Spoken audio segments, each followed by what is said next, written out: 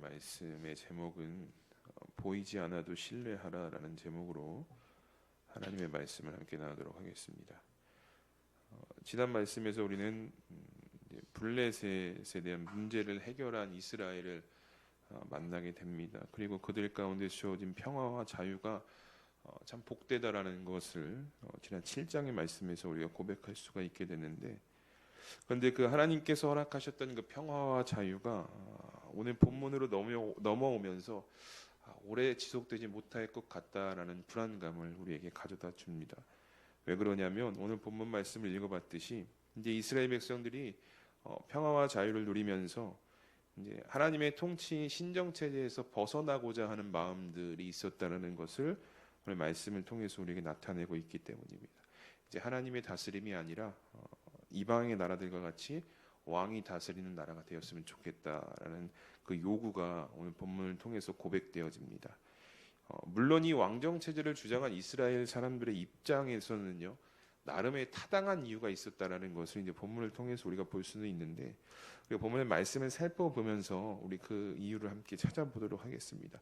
먼저 본문의 1절을 보면 성경이 이렇게 말씀합니다. 사무엘이 늙음에 그의 아들들을 이스라엘 사사로 삼았다라고 말씀합니다. 그러니까 오늘 사건은 이제 사무엘 노년에 일어난 사건으로 우리가 알 수 있죠. 그런데 사실 그 분위기가 이렇게 밝지는 않습니다. 왜냐하면 1절을 보시면 사무엘이 그의 아들들을 이스라엘의 사사로 세웠다라고 말씀하고 있기 때문입니다. 이것이 무슨 큰 문제가 될 거냐라고 이야기할 수는 있겠지만, 여러분 사실 이 이스라엘 역사를 살펴보면 이 사사직은 세습되어지는 것이 아니거든요. 그러니까 내 아들이 또 그의 아들이 하는 것이 아니라 하나님께서 성령의 감동을 주어서 세우시는 것이 사사였다라는 것입니다. 그런데 이 오늘 사사의 세습이 이어졌다라는 것이죠. 그러니까 사무엘이 그의 아들들을 이스라엘의 사사로 삼았다라고 성경이 분명히 강조하고 있기 때문이죠. 그러니까 전통적인 방식이 깨졌다라는 거예요. 그리고 그 아들들을 사사로 세웠다. 사실 이 이유에 대해서 성경은 명확히 왜 사무엘이 이렇게 했느냐에 대해서 밝히고 있지는 않습니다. 그런데 이 사무엘이 아들들을 사사로 세웠다라는 것을 옹호하는 입장의 주장들을 보면 아들이어서 세운 것이 아니라 사무엘이 혈연 관계를 다 떠나서 봤을 때 가장 믿음직한 사람들이었기 때문에 세웠다라는 의견도 있고, 또 사무엘을 가장 가까이에서 보필할 수 있는 입장들이었기 때문에 그래서 아들들을 사사로 세웠다라고 성경이 말씀하고 있는 것이 아니냐라고 이제 여러 책들에서 주장을 하기도 하는데, 중요한 것은 이 사사로 세워진 아들들이 이제 사무엘을 돕기 위해서 세워졌다라는 거죠. 그런데 이게 한 번 얽힌 실타래가 여러분 쉽게 풀어지지가 않거든요. 그러니까는 전통적인 방식, 하나님께서 세우신 방식대로 이 아들들이 사사로 세워지지 않자 이 상황이 이후에 계속해서 꼬여져 가는 것을 우리가 보게 됩니다. 오늘 본문 2절과 3절을 보시면 이렇게 말씀합니다. 우리 함께 읽어보실까요? 2절과 3절입니다. 시작. 장자의 이름은 요엘이요 차자의 이름은 아비아라. 그들이 브엘세바에서 사사가 되니라. 그의 아들들이 자기 아버지의 행위를 따르지 아니하고 이익을 따라 뇌물을 받고 판결을 굽게 하니라. 아멘. 이 아들들의 이름에 대해서 소개하죠. 첫째는 요엘입니다. 여호와는 하나님이시다라는 뜻이죠. 그리고 둘째는 아비야인데 이 이름의 뜻도 여호와는 나의 아버지시다라는 고백입니다. 이 이름의 뜻만 보면 온전히 사무엘에 이어서 사사직을 잘 감당할 수 있을 것 같은 분위기가 보여집니다. 그런데 사실 실상은 그렇지 않죠. 이어지는 3절을 보면 자기 아버지의 행위를 따르지 아니하고 이익을 따라 뇌물을 받고 판결을 굽게 하였다라고 말씀합니다. 여러분 사사의 기본 직책이 무엇이냐면 재판관이거든요. 그러니까 사사라는 이름의 히브리어가 쇼페트인데 이것은 이제 재판관의 성격이 굉장히 강했습니다. 그러니까 사사는 기본으로 재판하고 판결하는 것에 중요한 역할이 있었다는 거예요. 그런데 오늘 이 3절을 보니까 이 아들들이 어디서 어긋났느냐 봤더니 뇌물을 받고 판결을 굽게 했다는 거예요. 그러니까 사사의 기본적인 사명도 감당하지 못했던 아들들의 모습이었다는 거죠. 그러니까 어떻게 해서 사무엘이 그 아들들을 사사로 세웠는지에 대한 이유도 명확하진 않지만 이 한 번 얽혔던 실타래가 여전히 계속해서 꼬여져 가고 있다는 것을 우리가 말씀을 통해 보게 됩니다. 또 하나 여기서 발견할 수 있는 것은 이 믿음이 전수되어져 가는 과정이 참으로 쉽지 않다는 것을 우리가 고백하게 되죠. 그 믿음의 기도를 드렸던 한나로부터 시작해서 또 사무엘, 그리고 그 신앙의 유산이 3대까지 이어져 가고 있지 못하다라는 것, 부정되어지고 구분 방향으로 흘러가고 있다라는 것을 우리가 3절의 말씀을 통해서 고백할 수 있게 됩니다. 사무엘이 온전히 아들들을 가르치지 못해서 그랬을까요? 저는 이 말씀을 묵상하면서 참 많은 것을 생각해 보게 되었는데 그렇지 않았을 것이라고 저는 생각합니다. 사무엘은 최선을 다해서 아들들을 양육하고 가르쳤을 것입니다. 왜냐하면 봤거든요. 엘리의 아들들이 어떻게 되어가는지를. 제대로 된 교육, 신앙 교육을 받지 못해서 그들이 어떤 최후를 맞이했는지 사무엘이 이미 어릴 때 그 모습을 봤다라는 거예요. 그러니까 그의 아들들을 놓고 그냥 뭐 방종한 것이 아니라 저렇게 저 전철을 밟지 않도록 잘 가르쳤을 것이다라는 것입니다. 그럼에도 불구하고 이 아들들은 가르침을 받은 대로 하나님의 말씀대로 살아간 것이 아니라 세상의 방식을 더 사랑해서 그 사명을 감당치 못하는, 그러니까 신앙의 유산을 온전히 이어받지 못하는 모습을 오늘 보여줬다는 것이죠. 여기 앉아 계신 이제 저를 포함해서 우리 모두는 참 자녀의 신앙 교육에 많은 관심들을 가지고 있을 것이라 믿습니다. 왜 우리가 자녀의 신앙 교육에 관심이 있냐면 우리는 그 사실을 깨달았기 때문이죠. 믿음으로 살아가는 것보다 복된 것이 없다라는 것을 깨달은 우리이기 때문입니다. 그래서 우리의 자녀들에게 믿음으로 살아갈 수 있도록 그 믿음의 유산을 우리가 물려주도록 그래서 기도하고 더 노력하는 겁니다. 다음 세대가 믿음으로 살아가길 바라는 마음이 그 안에 담겨져 있다는 것이죠.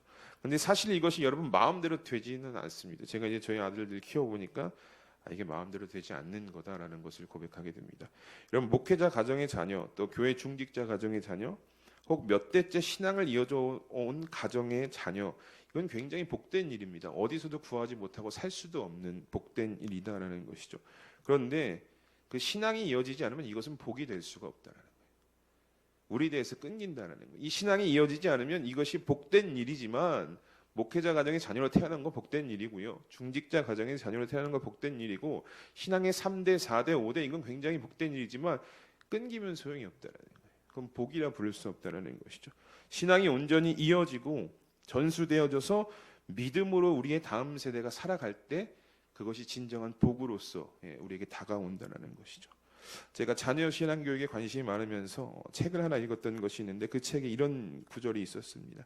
믿음이 전수되어져 가는 과정은 은혜의 영역이다라는 거예요. 우리가 백날 노력해도 안 된다라는 거예요. 자녀를 위해서 가장 좋은 것들 채워줘도 이것이 전수가 안 된다라는 거예요. 그저 믿음이 전수되어져 가는 과정은 은혜밖에 없다라는 거예요. 은혜가 답이다라는 것이죠. 그 하나님의 은혜 안에서 우리의 다음 세대들이 믿음으로 성장되어져 갈 수 있는 답을 우리가 찾을 수 있다는 것입니다. 그래서 우리가 할 수 있는 것이 무엇이냐? 기도하셔야 된다는 거예요. 이거밖에 없는 거예요. 하나님 우리의 자녀들이 그 자녀들을 불쌍히 여겨주시고 긍휼히 여겨주셔서 그 예수 그리스도의 십자가의 은혜로 살아갈 수 있도록 은혜를 베풀어 주시옵소서. 우리가 할 수 있는 게 이거밖에 없는 거예요. 그러니까 여러분 자녀들에게 좋은 것 주시고 싶으시고 화려한 것들 해주고 싶으시지만 그것보다 더 귀한 것은 믿음이 전수되어져 갈 수 있도록 그것은 은혜의 영역이기 때문에 그 은혜를 구하는 기도를 끊임없이 삶에서 드리는 우리 성도님들이 되셔야 한다라는 것입니다. 바라기는요 이 은혜가 정말 우리 사랑하는 성도님들의 가정에 믿음으로 흘러가기를 주님의 이름으로 축복합니다. 여러분 복된 가정들이 되시길 바랍니다. 믿음이 끊기고 믿음이 사라지는 가정이 아니라 믿음이 잘 전수되어져서 3대, 4대, 5대 더 나아가서는 정말 훌륭한 믿음의 가정으로 하나님이 기뻐하시는 삶을 살아가는 우리 수함교회 성도님들의 가정들이 되시기를 주님의 이름으로 축복합니다. 이렇게 사무엘이요 그리고 그의 자녀들이 사명을 온전히 감당치 못했어요. 그런데 이게 그냥 거기서 딱 끝난 것이 아니에요. 저 아들들이 아버지 따라서 잘 일을 못했구나 여기서 끝난 것이 아니라 이 일이 어떤 결과를 가지고 왔느냐. 이제 오늘 본문 4절과 5절을 보시면 백성들 사이에 이 사무엘의 아들들의 일들이 불안감을 야기시킵니다. 그리고 결과적으로 그 불안감이 왕을 요구하는 데까지 이어지고 있다는 것을 우리가 말씀을 통해서 고백할 수 있게 되죠. 우리 4절과 5절 함께 읽어보도록 하겠습니다. 시작. 이스라엘 모든 장로가 모여 라마에 있는 사무엘에게 나아가서 그에게 이르되 보소서 당신은 늙고 당신의 아들들은 당신의 행위를 따르지 아니하니 모든 나라와 같이 우리에게 왕을 세워 우리를 다스리게 하소서 한지라. 아멘. 그러니까 백성들이 보기에요 불안한 거예요. 염려가 되는 거죠. 뭐가 불안하냐? 사무엘은 노년이 됐거든요. 늙었거든요. 그러니까 힘도 없고. 근데 그의 아들들의 행태가 탐탁치가 않은 거예요. 그래서 이제 이들이 어떤 결단을 내냐? 장로들이 모여서 이제 사무엘에게 나옵니다. 사무엘에게 나와서 우리에게도 다른 나라들과 같이 왕을 세워줬으면 좋겠다라고 요구하는 것을 보게 됩니다. 여러분 이 표면적인 이유는요 너무 그럴싸해요. 이제 당신은 늙었고 당신의 아들들이 일을 제대로 감당하지 못하니까 또 다른 왕을 세워서 우리를 다스릴 수 있도록 그렇게 해달라라는 것이 표면적 이유였다는 것이죠. 그런데 이 속마음은 항상 어떤 것이었냐면 이 이스라엘 백성들 마음 가운데 이방 나라에 대한 부러움이 있었습니다. 왕을 중심으로 똘똘 뭉치고 일을 해결해 나가는 그 부러움이 있었기 때문에 오늘 왕을 요구했다라는 것을 볼 수 있게 됩니다. 저는 오늘 이 말씀을 묵상하면서 이들의 주장이 또 나름 타당하다라고 좀 생각하게 되었습니다. 왜냐하면 아무래도 이 이스라엘의 입장에서 지금 사사기를 거쳐 가고 있는 마지막 시대잖아요. 사사기. 그러니까 사사의 자리가 굉장히 중요한 자리였다라는 거예요. 이들에게는. 그러니까 리더의 자리였고 백성들에게 충분히 영향력을 미쳐야 되는 자리가 바로 이 사사의 자리였다라는 것이죠. 그런데 사무엘을 보니까 너무 늙은 거예요. 또 그의 아들들을 보니까 답이 없는 거예요. 그러니까 그 자리에 대한 부재에 대한 염려가 이들 가운데 생겼다라는 것이죠. 그래서 이스라엘 장로들로선 당연하게 왕을 구하는 모습이 어떻게 보면 되게 그럴 수 있다라고 생각이 들었습니다. 그런데 오늘 본문 6절을 보면 이 이야기를 들은 사무엘이요 생각이 달랐다는 것을 이야기하게 돼요.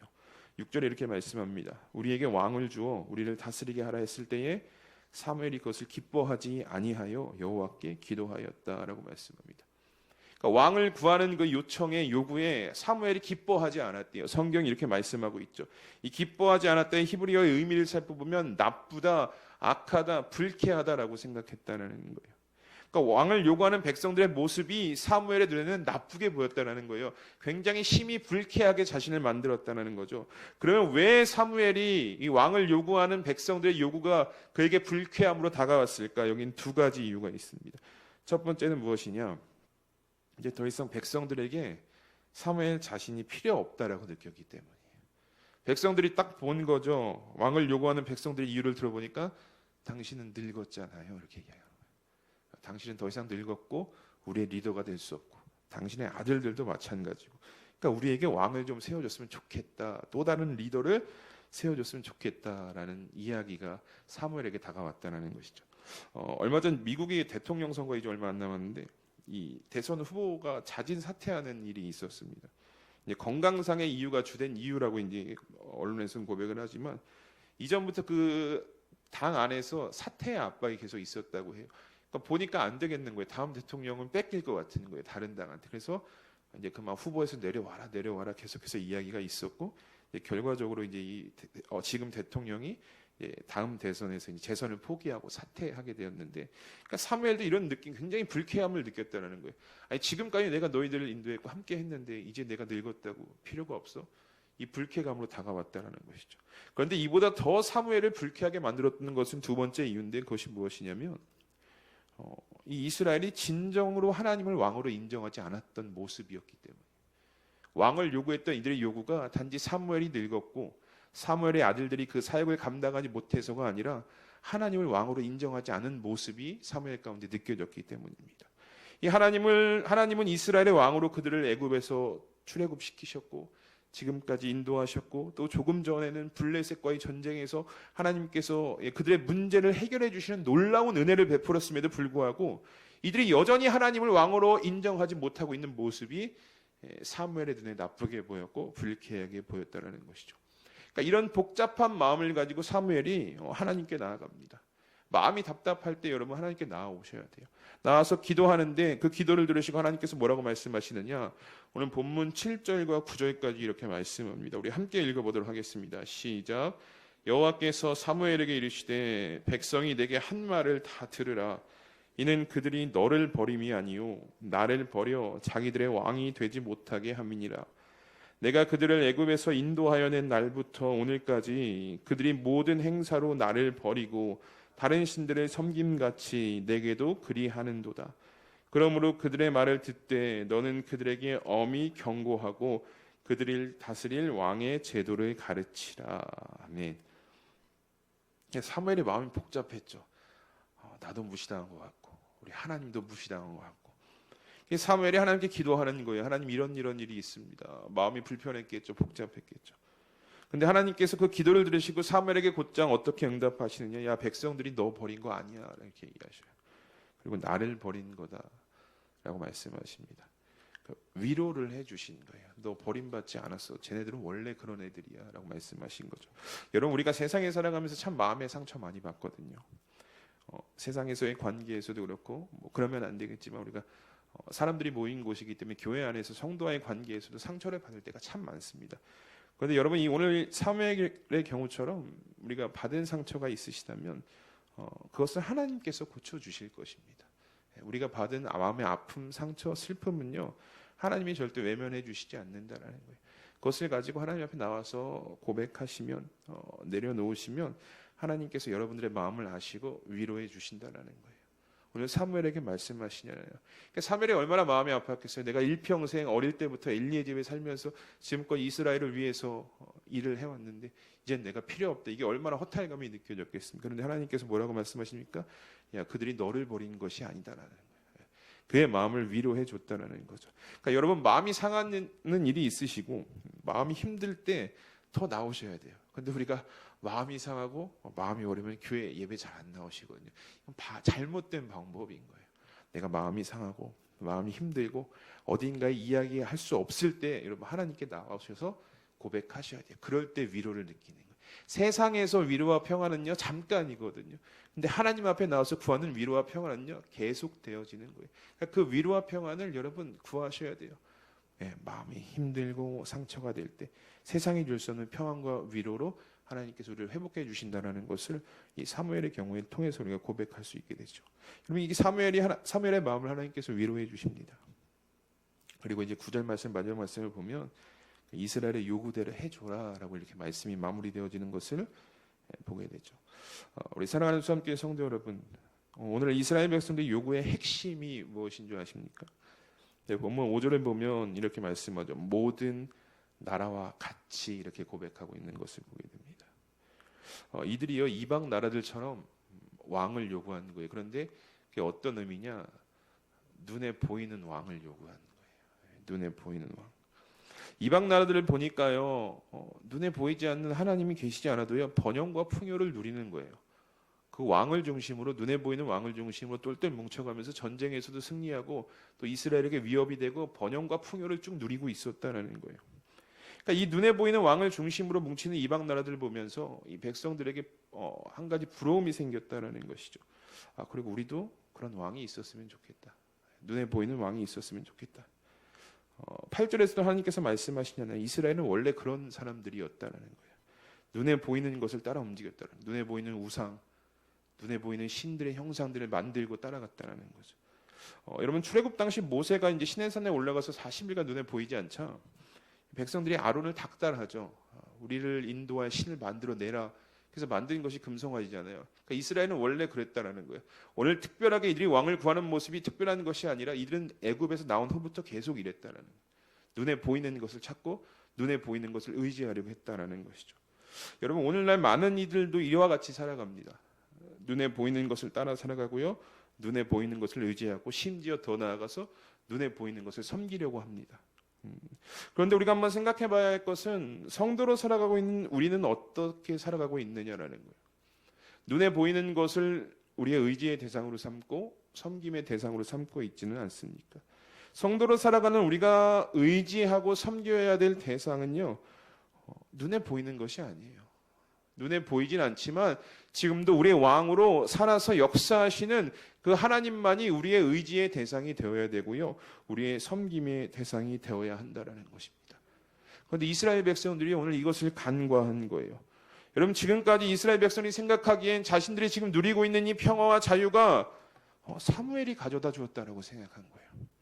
그래서 사무엘이 늙고 그의 아들들이 시원치 않자 또 다른 왕을 요구했던 거예요. 평화가 끊기면 어떡하지? 번영이 끊기면 어떡하지?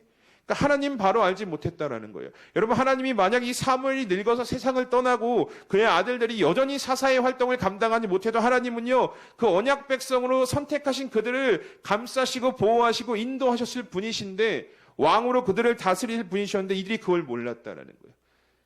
그러니까 눈에 보이는 왕을 구하는 거예요. 눈에 보이는. 하나님 눈에 보이지 않으니까. 눈에 보이는 왕을 세워서 우리를 다스렸으면 좋겠다. 이 고백을 하게 된 것이죠. 우리 사랑하는 수함교회 성도 여러분, 오늘 여러분들은 눈에 보이지는 않지만 여전히 왕으로서 여러분들의 삶을 인도하시고 이끄시는 하나님을 신뢰하고 계십니까? 요한복음 20장 29절에 이렇게 말씀합니다. 예수님께서 말씀하시죠. 예수께서 이르시되 너는 나를 본고로 믿느냐? 보지 못하고 믿는 자들은 복되도다 하시니라 라고 말씀합니다. 여러분, 바라기는 이 믿음으로 살아가시는 우리 성도님들 되셨으면 좋겠습니다. 운전을 하다 보면 이 옆에 사이드 미러가 있어요. 이게 이제 주변에 오는 차들을 보기 위함이거든요. 그런데 보이는 것보다 더 중요한 것이 보이지 않는 차들이다라는 거예요. 이 사각지대에서. 그러니까 우리의 인생도 마찬가지. 보이는 건 물론 중요합니다. 우리의 자녀 중요하고요. 내가 가지고 있는 재물 중요하고요. 내 명예 중요합니다. 그런데 보이지 않는 우리에게 더 중요한 것은 보이진 않지만 지금도 여전히 일하고 계시는 여러분들을 이끌어 가시는 하나님이란 존재가 우리 삶에 더욱더 중요함을 고백하시면서 그 은혜로 살아가시는 우리 성도님들의 삶이 되시기를 주님의 이름으로 축복합니다. 우리 이 시간 합심해서 함께 기도하겠습니다. 먼저는 보이지 않는 하나님을 끝까지 신뢰할 수 있는 믿음을 허락해달라고 이 시간 함께 기도해 주시고요. 또 우리의 삶의 진정한 왕으로 하나님을 인정하고 그 하나님께, 왕 되신 하나님께 영광 돌리는 삶을 살아가는 성도가 되게 해달라고 우리 이 시간 합심해서 함께 기도하며 나아가겠습니다. 다 함께 기도합니다. 하나님, 감사를 드립니다. 오늘도 우리 가운데 이 새벽을 깨워주시고 이 예배의 자리에서 하나님의 말씀을 나눌 수 있도록 인도하여 주시옵소서.